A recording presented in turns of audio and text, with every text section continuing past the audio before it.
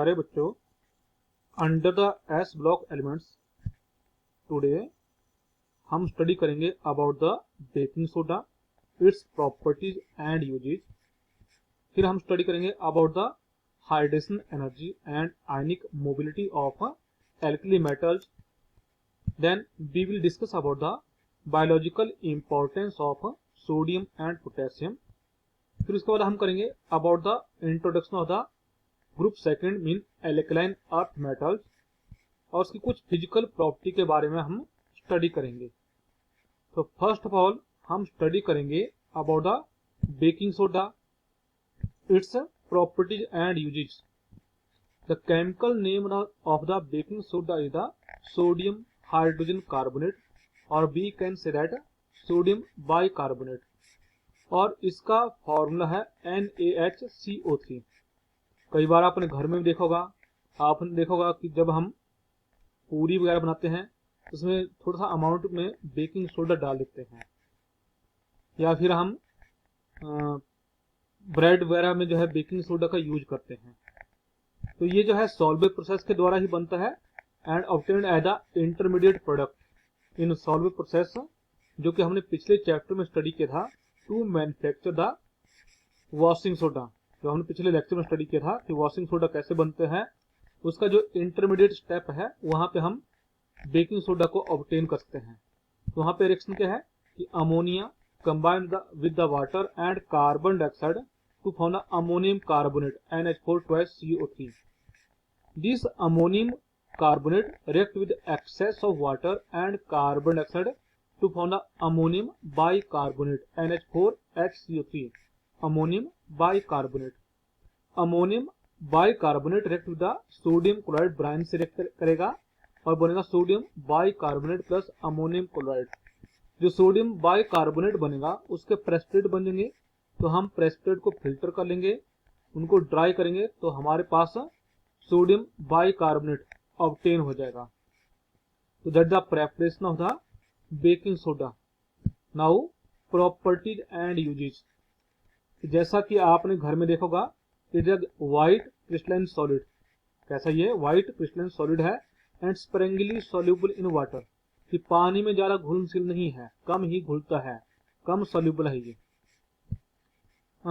On heating at 373 kelvin it decompose to give sodium carbonate, कि जब हम इसको 373 केल्विन के ऊपर हीट करते हैं तो वो डिकम्पोज कर जाता है और क्या बनता है हमारे पास सोडियम कार्बोनेट बनता है।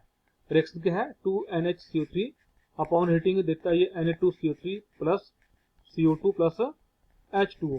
तो ये हमारे पास बन गया वॉशिंग सोडा।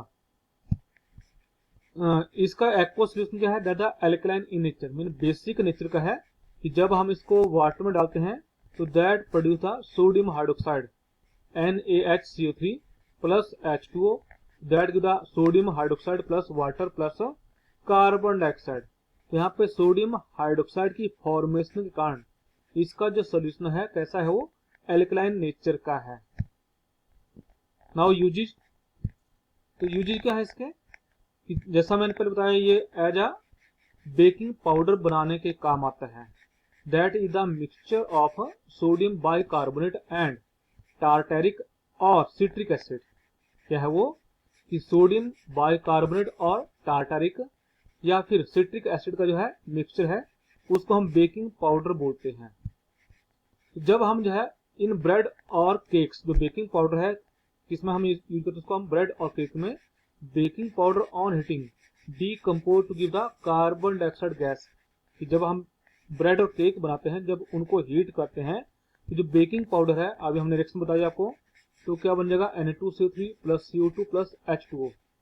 तो यहाँ पे कार्बन डाइऑक्साइड गैस बन रही है, ये बबल आउट करेगी, तो carbon dioxide gas bubble out करेगी और वहां पे होल क्रिएट करेगी and rise to leave the holes, ऊपर उठेगी और क्या करेगी, होल क्रिएट करेगी। It makes bread and cake light and fluffy. इस कारण जो भी हम ब्रेड और केक बनाते हैं बच्चों, वो लाइट वेट हो जाते हैं और फ्लफी हो जाते हैं, क्योंकि वहां पे जो कार्बन डाइऑक्साइड है वो एस्केप करने की कोशिश करेगी। और जो सोडियम कार्बोनेट है दैट ए बिटर टेस्ट होता है, तो neutralise by the either tartaric और सिट्रिक एसिड। यदि ये न्यूट्रलाइज नहीं करेंगे तो जो ब्रेड और केक आप बनाएंगे वो कैसा हो जाएगा, बिटर टेस्ट का हो जाएगा। इसलिए हम जो है जो बेकिंग पाउडर में क्या ऐड करते हैं, सोडियम बाइकार्बोनेट और टार्टरिक या सिट्रिक एसिड ऐड करते हैं। यदि हम इसको ऐड नहीं करेंगे तो जो ब्रेड और केक बनेंगे बच्चों वो कैसा होगा, वो बिटर टेस्ट के होंगे, कड़वे होंगे वो।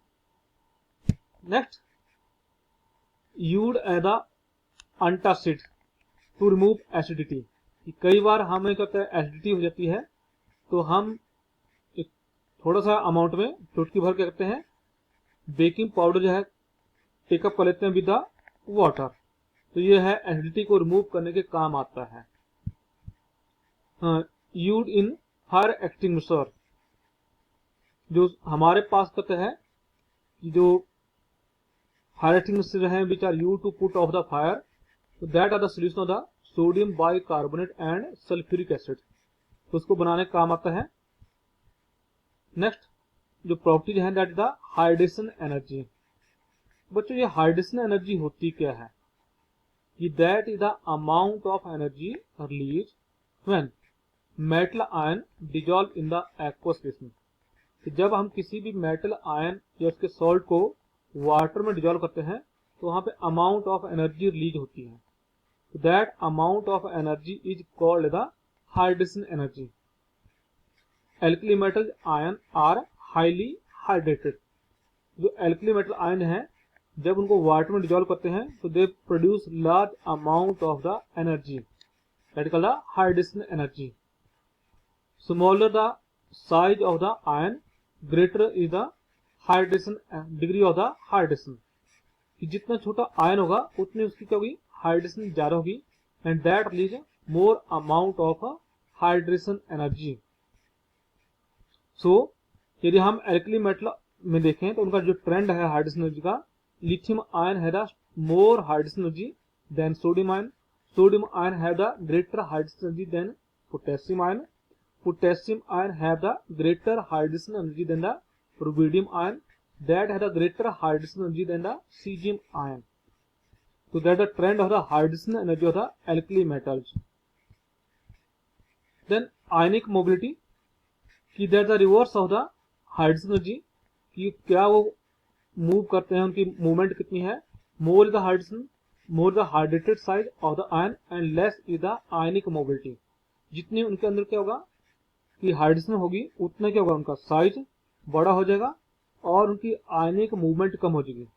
तो लिथियम आयन की हाइड्रेशन एनर्जी ज्यादा है, यानी ज्यादा हाइड्रेटेड है, तो इसकी आयनिक मोबिलिटी कम है। सीजियम आयन में हाइड्रेशन सबसे कम है, तो इसकी आयनिक मोबिलिटी सबसे ज्यादा है। तो ट्रेंड क्या बनेगा, lithium ion have the less hydration, have the less ionic mobility. Lithium ion की क्या है, आयनिक मोबिलिटी लेस है than sodium ion, than potassium ion, than rubidium ion, than caesium ion. We can see that जो caesium ion है तो उसकी जो है आयनिक मोबिलिटी सबसे ज्यादा है। Now biological importance of sodium and potassium. जो सोडियम और पोटेशियम बायोलॉजिकल वर्ल्ड में, लिविंग बीइंग में कैसे इंपॉर्टेंट रोल प्ले करते हैं। Sodium and potassium ion are most common cation in biological system. तो हमारा बायोलॉजिकल सिस्टम है इसमें क्या है, ये मोस्ट कॉमन कैटायन हैं, ये काफी इंपॉर्टेंट रोल प्ले करते हैं। ए typical man being about 70 kg contain about 90 gram of sodium and 170 gram of potassium. यदि हम कोई पर्सन जो कि 70 kg का है बच्चों, उसमें यदि ब्लड में चेक करेंगे तो उसके अंदर है 90 ग्राम सोडियम होगा और 170 ग्राम उसके अंदर होगा पोटेशियम होगा। कि पोटेशियम का अमाउंट सोडियम के अमाउंट से क्या है, कम, सोडियम का अमाउंट कम है और पोटेशियम का अमाउंट क्या है, ज्यादा है। Potassium ion are present inside the cell in higher concentration, while जो इनसाइड द सेल है कि उसके अंदर क्या है, सोडियम आयन ज्यादा क्वांटिटी में होंगे और पोटेशियम आयन ज्यादा क्वांटिटी में होंगे और सोडियम आयन लेस क्वांटिटी में होंगे। बट आउटसाइड द सेल वहां पे कहता है रिवर्स हो जाता है, their relative concentration are reverse outside the cell. इसका मीन क्या कि outside the cell potassium ion less concentration में होंगे और सोडियम आयन के होंगे ज्यादा कंसंट्रेशन में होंगे। Sodium ion mainly found in blood plasma और इंटरस्टिशियल फ्लूइड। कहाँ पाए जाते हैं मेनली? ब्लड प्लाज्मा में और इंटरस्टिशियल फ्लूइड में पाए जाते हैं। To help in transmission of the nerve signals, कि ये किस में हेल्प करते हैं? Transmission of the nerve signal, जो सिग्नल मीन जो स्टिमुलस हमारी बॉडी को ऑब्टेन होता है उसको ब्रेन तक कैरी करना, ये किसका काम है? सोडियम आयन का काम है। यदि सोडियम आयन का वहां पे बैलेंस जो है अमाउंट कंसंट्रेशन डिस्टर्ब होगी तो जो वर्किंग ऑफ द ब्रेन है वो भी क्या हो जाएगी? जो है डिस्टर्ब हो जाएगी। It also regulate flow of the water molecules across the cell membrane. ये क्या करता है कि जो वाटर का फ्लो है अक्रॉस द सेल मेम्ब्रेन उसमें भी क्या करता है? ये रेगुलेट करता है sodium ion. And it also help in the transport of the sugar and amino acid into the cells, कि जो हम थ्रू द फूड शुगर या अमाइनो एसिड टेकअप करते हैं उनको सेल के अंदर जो है ट्रांसपोर्ट करना, ये किसका काम है? सोडियम आयन का काम है। सिमिलरली जो पोटेशियम आयन है they are present inside the cell. तो इनसाइड द सेल है तो वहां पे सेल फ्लूइड, तो वहां पे सेल प्लाज्मा उसके अंदर प्रेजेंट होते हैं। And they activate the enzyme and help in the oxidation of the glucose to the ATP. तो ग्लूकोज किसमें ऑक्सीडाइज करता है? वो एडिनोसिन ट्राइफॉस्फेट में ऑक्सीडाइज करता है। किसमें ऑक्सीडाइज करता है वो? Adenosine triphosphate, they are the energy rich molecule. तो ये पोटेशियम आयन का काम है टू एक्टिवेट द एंजाइम्स और जो है क्या करते हो? ग्लूकोज की ऑक्सीडेशन करते हैं। These ion regulate material across the cell through sodium potassium pump. जो सोडियम और पोटेशियम आयन है they regulate the flow of the material across the cell membrane. जो सेल है कि उसके जो आउटर कवरिंग कौन से सेल मेम्ब्रेन है, तो वहां से मटेरियल को अंदर या बाहर करना, जो यूजफुल मटेरियल है उनको अंदर करना सेल के, और जो उसके वेस्ट है उनको बाहर करना, ये किसका काम है? सोडियम पोटेशियम पंप का काम है। तो यदि हम यहाँ पे देखें कि मान लो ये सेल है, ये इनसाइड ऑफ द सेल है, that the outside of the cell.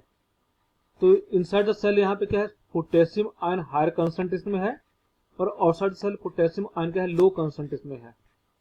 और inside the cell sodium ion low concentration में है और आउटसाइड द सेल क्या है? सोडियम आयन हायर कंसंट्रेशन में है।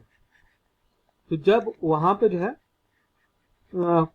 अमाइनो एसिड शुगर आते हैं तो उनको वो सोडियम आयन से बाइंड करते हैं और अंदर मूव कर देते हैं। तो अंदर से जो है वहां पे उनको जो है ब्रेकअप होता है वो, और सोडियम आयन अगेन जो है जो पोटेशियम आयन है जो वेस्ट उनको बाहर कर देता है।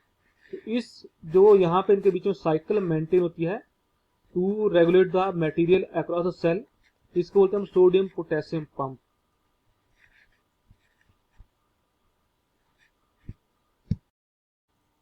नाउ नेक्स्ट फैमिली है alkaline earth metal, the group second. और क्या बोलते हैं हम इसको बच्चों? एल्कलाइन अर्थ मेटल बोलते हैं। जो एल्कलाइन अर्थ मेटल जो है इनकी जनरल कॉन्फ़िगरेशन है NS2। तो इनके वैलेंस सेल में 2 इलेक्ट्रॉन आते हैं। जो मेंबर हैं बेरिलियम है, मैग्नीशियम है, कैल्शियम है, स्ट्रोंशियम है, बेरियम है और रेडियम है। तो बेरिलियम का एटॉमिक नंबर 4 है और इसकी कॉन्फ़िगरेशन है 1s2 2s2। देन मैग्नीशियम का एटॉमिक नंबर 12 है, कॉन्फ़िगरेशन है नियॉन 3s2। नियॉन का एटॉमिक नंबर 10 और 3s2। Then calcium argon 4s2। Then strontium उसका एटॉमिक नंबर 38 है, कॉन्फ़िगरेशन है क्रिप्टॉन 5s2। देन उसके बाद है barium atomic number 56, xenon 6s2।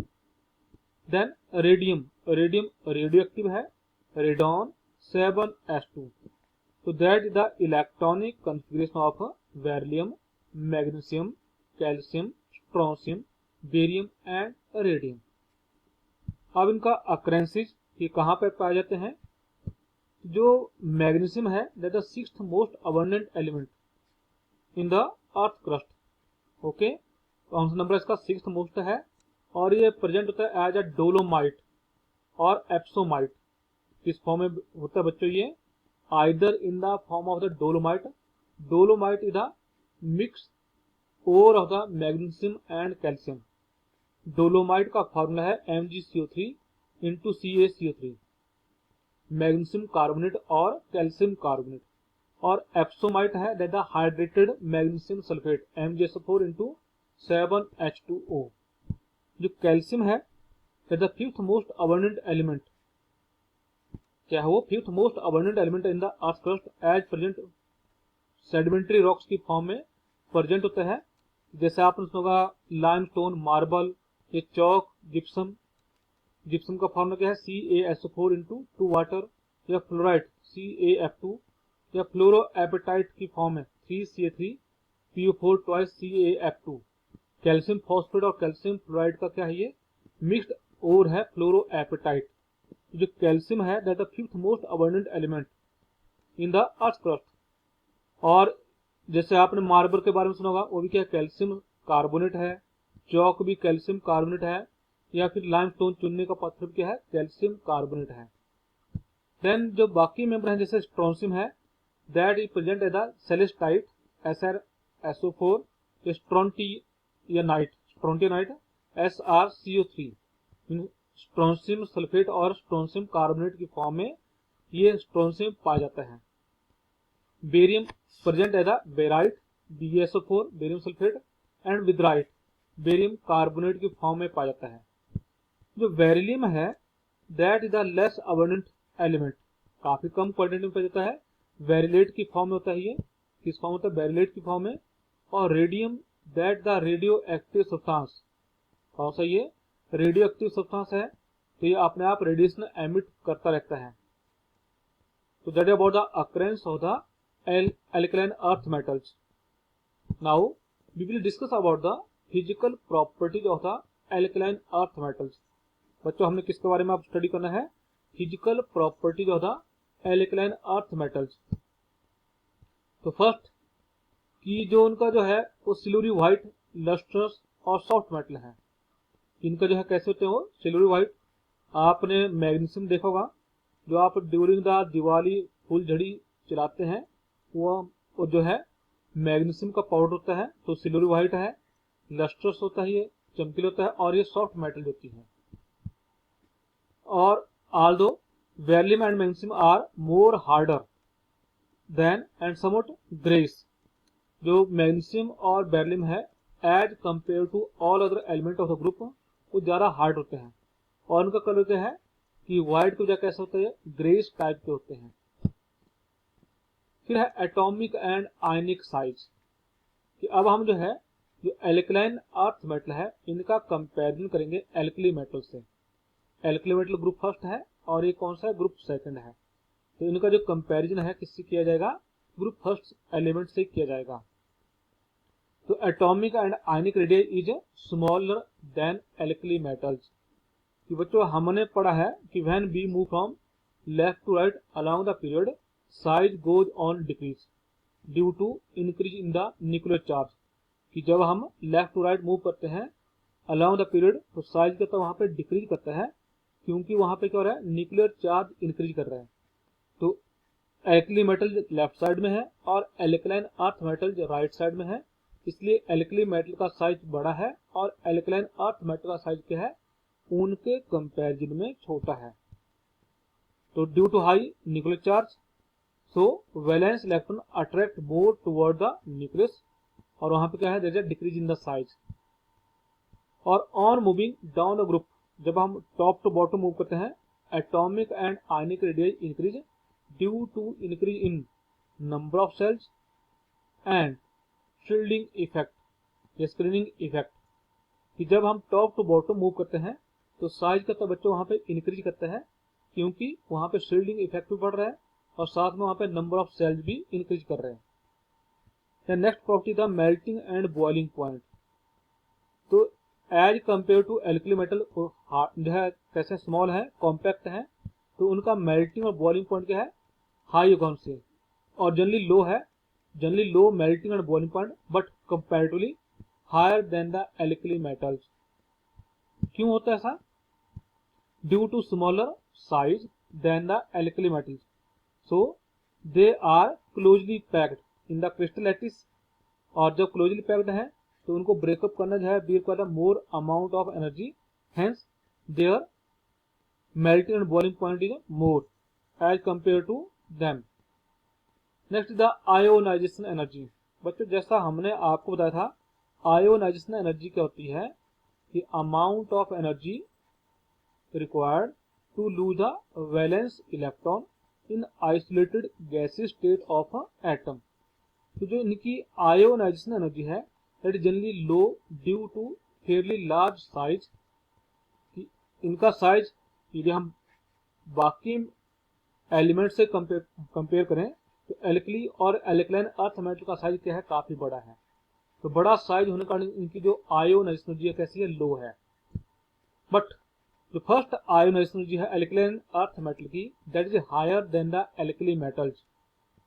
जो फर्स्ट आयोनाइजेशन एनर्जी है वो किसकी ज्यादा है, एल्कलाइन अर्थ मेटल की ज्यादा है, और एल्कली मेटल की फर्स्ट आयोनाइजेशन एनर्जी क्या है, कम है।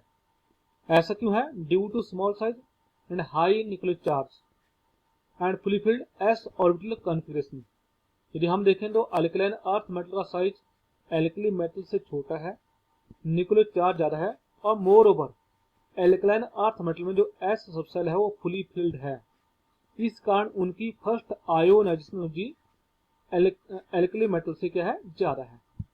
और जो रिवर्स है सेकंड आयोनाइजेशन एनर्जी है एल्कलाइन अर्थ मेटल की कम है और एल्कली मेटल की ज्यादा है। ऐसा क्यों है, बिकॉज जब एल्कली मेटल सेकंड जो है जो एक इलेक्ट्रॉन यूज करते हैं तो सेकंड इलेक्ट्रॉन हम बच्चों कहां से निकालते हैं, from a cation which has acquired a noble gas configuration. कहां से निकालेंगे हम second electron, from a cation जिसके पास क्या है, नोबल गैस कॉन्फ़िगरेशन है। तो बच्चों हमने आपको जो है पीरियोडिक टेबल चैप्टर में बताया था कि यदि वो नोबल गैस कॉन्फ़िगरेशन एक्वायर कर लेते हैं तो उनकी क्या होती है, आयोनाइजेशन एनर्जी काफी हाई हो जाती है। जैसे हमारे पास सोडियम है, सोडियम ने एक इलेक्ट्रॉन लूज किया, इसकी कॉन्फ़िगरेशन है 1s2 2s2 2p6 3s1। तो फर्स्ट आयोनाइजेशन एनर्जी क्या आएगी हमारे पास, इसने जो है एक इलेक्ट्रॉन लूज कर दिया तो हमारे पास Na पॉजिटिव बना 1s2 2s2 2p6। और सेकेंड इलेक्ट्रॉन हमने यहां से निकाला है वो क्या है, नोबल गैस कॉन्फ़िगरेशन है। नोबल गैस कॉन्फ़िगरेशन होने का क्या है, सेकंड आयोनाइजेशन जिसकी काफी हाई है। परंतु जो हमारे पास एल्कलाइन अर्थ मेटल्स हैं उनमें क्या होता है, जो सेकंड इलेक्ट्रॉन हमने रिमूव करना है वो हाफ फिल्ड इलेक्ट्रॉनिक कॉन्फ़िगरेशन से हम रिमूव करते हैं। फिर हम चेक करेंगे यहाँ पे, in alkaline earth metal second electron is to be removed from a cation which has half filled electronic configuration, okay, which still has one valence electron in its valence shell. फिर हम यहाँ देखें magnesium का atomic number 12 है, configuration है 1s2 2s2 2p6 3s2। तो first electron हमने remove किया तो हमारे पास Mg पॉजिटिव बनेगा, ये फर्स्ट आयोनाइजेशन एनर्जी है। तो कॉन्फ़िगरेशन क्या बनेगी, 1s2 2s2 2p6 3s1 क्या बनेगी, 1s2 2s2 2p6 3s1। अब अगेन वैलेंस शेल में एक इलेक्ट्रॉन है तो सेकंड हमें यहां से रिमूव करना पड़ेगा। तो second ionisation energy is less as compare to what, alkali metals, इससे कम है, एल्कली मेटल से कम है। Now down group ionization energy goes on decrease due to increase in the size and decrease in decrease in shielding effect. Down group ionization energy goes on decrease due to increase in the size and increase in the shielding effect. जब shielding effect बढ़ जाएगा तो ionisation energy कम हो जाएगी। Then electropositive और metallic character कि they are less electropositive but strongly electropositive, they are less electropositive than the alkali metal, fairly they are more electropositive due to large size and low ionization energy। जैसा हमने बताया less electropositive then alkali metals, क्यों होता है, तो उनका size क्या है, स्मॉल है as compare to alkali metal and high ionization energy है देन एल्कली मेटल्स। तो उनमें से इलेक्ट्रॉन को रिमूव करना काफी इजी हो जाता है। Now electropositive character that goes on increase down the group, यदि हम जो है डाउन ग्रुप को मूव करें जो इनका इलेक्ट्रोपॉजिटिव करेक्टर है वो इंक्रीज करेगा। क्यों इंक्रीज करेगा? बिकॉज आयोनाइजेशन एनर्जी क्या होगी वहां पर डिक्रीज करेगी, तो इलेक्ट्रॉन को रिमूव करना इजी हो जाएगा due to increase in the size and decrease in ionization energy. Oxidation state generally they found the divalent ion, क्या बनाते हो +2 ऑक्सीडेशन स्टेट शो करते हैं, डाइवैलेंट आयन बनाते हैं क्योंकि उनके वैलेंस शेल में कितने इलेक्ट्रॉन है? 2 इलेक्ट्रॉन है, जैसे Be2 positive, Mg2 positive, Ca2 positive.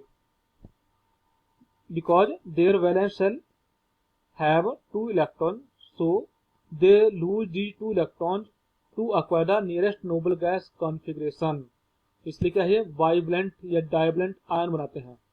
Moreover divalent cation form stronger lattice than the monovalent cations, so lots of the lattice energy is released, जब स्ट्रॉन्गर लैटिस बनाएंगे तो ज्यादा एनर्जी रिलीज करेगी। और कारण क्या है कि they prefer this high amount of the lattice energy of the bivalent ion compensate the second high ionization energy, that is why alkaline earth metals they prefer to form the divalent cations।